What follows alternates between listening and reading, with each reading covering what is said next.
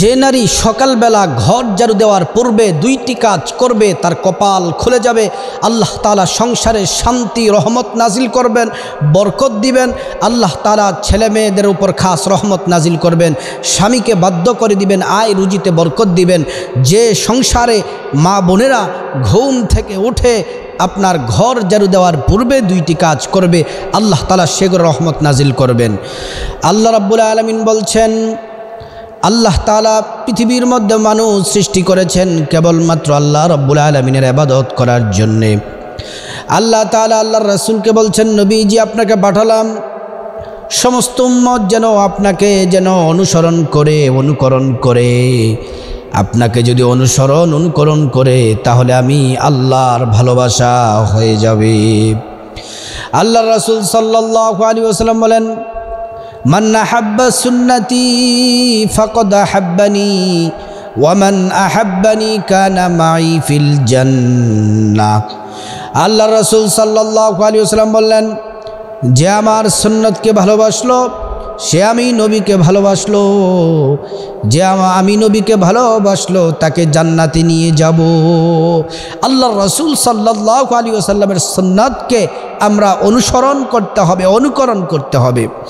প্রিয় নবী মুহাম্মদ সাল্লাল্লাহু আলাইহি ওয়াসাল্লাম বলছেন, তোমরা যখন রাতের বেলা ঘুমাবে, যখন তোমরা ঘুমাবে তখন নিয়ত করে ঘুমাবে যেন ফজরের নামাজ যেন তোমরা পড়তে পারো। প্রিয় আমার মা বোনদেরকে আমি বলছি, এক নাম্বার হলো ঘর ঝাড়ু দেওয়ার পূর্বে সকালবেলা যে কাজটি করবেন সেটা হচ্ছে নামাজ পড়বেন, ফজরের নামাজ পড়বেন, এক নাম্বার কাজ। আল্লাহ রাসূল বলেন, যখন ফজরের সময় যখন হয় তখন শয়তান মানুষদের ঘাড়ের মধ্যে ঘিট দিতে থাকে, একটা দুইটা তিনটা ঘিট দেয়, আর প্রত্যেকটা গিট দেওয়ার সাথে সাথে বলে ফজরের সময় অনেক বাকি আছে, এখন তুমি ঘুমাও, ফজরের সময় অনেক বাকি আছে, এখন তুমি ঘুমাও। এমন করে তিনটা গিট দেয়, ঘুমটা ভালো করে চোখের মধ্যে লাগিয়ে দেয়। আর যখন আজান যখন হয়ে যায়, যে মা বোনেরা যে পুরুষেরা শত ঘুম থাকার পরেও আজান শোনা মাত্র নামাজের জন্য যখন উঠে যায়, ঘুম থেকে উঠে সাথে সাথে যখন ঘুমের দোয়া পড়ে, ঘুম থেকে ওঠার দোয়া হলো আলহামদুলিল্লাহিল্লাযী আহইয়ানা বা'দামা আমাতানা ওয়া ইলাইহিন নুশুর। এই দোয়া পড়ার সাথে সাথে একটা গিট খুলে যায়।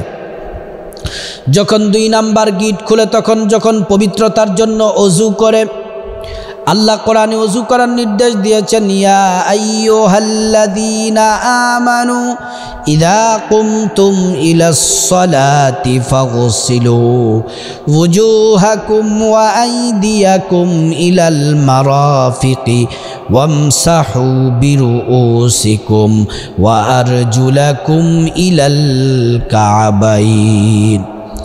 আল্লাহ রাব্বুল আলামিন বললেন, যখন তোমরা নামাজের জন্য দণ্ডায়মান হবে তার পূর্বে ফাগসিলু উজুহাকুম, ওযু করো, পবিত্রতা হাসিল করো, মুখমণ্ডল ধৌত করো, হাত ধৌত করো, মাথা মাসে করো, পা ধৌত করো। আল্লাহ তাআলা ওযু করার নির্দেশ দিয়েছেন। যখন আপনি ঘুম থেকে উঠে যখন ওযু করবেন তখন শয়তানের আরেকটা গিট খুলে যায়। আর যখন আপনি ঘর থেকে বের হন, আপনি যখন জামা কাপড় পরে ঘর থেকে যখন বের হবেন নামাজের জন্যে, তখন শয়তানের আরেকটা গিট খুলে যায়। এজন্য প্রিয় দিনী আমার মা বোনেরা, যুবকদেরকে বলছি, মুরব্বী বাবাদেরকে বলছি, এক নাম্বার আপনাদের কাজ হলো ঘুম থেকে উঠে ফজরের নামাজ পড়া। প্রিয় নবী মুহাম্মদ সাল্লাল্লাহু আলাইহি ওয়াসাল্লাম বলছেন, যারা ফজরের নামাজ পড়ে তারা আল্লাহর জিম্মায় চলে যায়, তাদের দায়িত্ব আল্লাহর হাতে চলে যায়। সকল বিপদ থেকে আল্লাহ রাব্বুল আলামিন হেফাজত করবেন, সকল গুনাহ থেকে আল্লাহ তাআলা হেফাজত করবেন।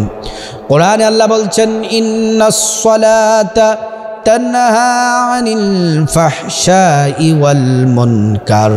নিঃসন্দেহে নামাজ সকল খারাপ এবং অশ্লীল কাজ থেকে নামাজ বিরত রাখে।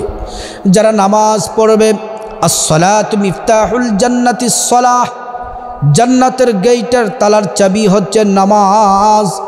যারা নামাজ পড়ে আল্লাহ তাদেরকে খুব ভালোবাসেন। আল্লাহর কোনো বান্দা বান্দি যখন নামাজের সিজদায় যখন যায়, আল্লাহ রসুলকে জানিয়ে দিয়েছেন যতক্ষণ পর্যন্ত তারা সিজদার মধ্যে থাকে আল্লাহ এবং বান্দার মাঝখানে কোনো পর্দা থাকে না। আল্লাহকে যা বলেন আল্লাহ তখন তাই শুনতে পান। সুবহানাল্লাহ। এজন্য প্রিয় দিনী আমার মা বোনদেরকে বলছি, ঘুম থেকে ওঠে ঘর ঝাড়ু দেওয়ার পূর্বে প্রথমে নামাজ পড়বেন। নামাজ পড়ে 2 নাম্বার যে কাজ হলো সেটা হচ্ছে কোরআন তেলাওয়াত করবেন। নামাজ শেষ করার পরে আয়াতুল কুরসি পড়বেন।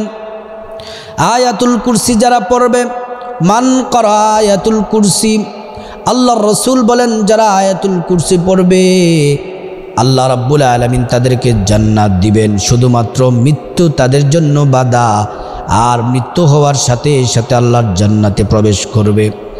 ফজরের পরে কোরআন তেলাওয়াত করেন, সূরা ইয়াসিন পড়েন, সূরা হাশরের শেষের 3 আয়াত পড়েন। কোরআনের যতটুকু পারেন তেলাওয়াত করেন।